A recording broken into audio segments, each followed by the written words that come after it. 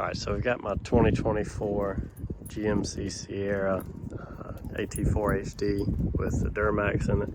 And right now the truck's got about 7,000 miles on it.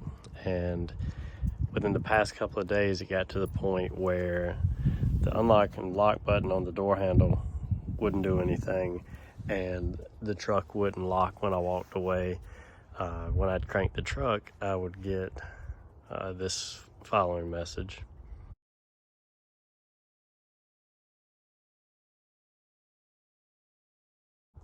And there was no way to reset it in the settings on the truck or anything like that. So if you're having the same issue and you need to know a simple solution for it, I did this today and it worked. You just take and you press both the lock and the unlock button at the same time for about 3 seconds, and you'll see the lights flash. And that basically just reset the key fob.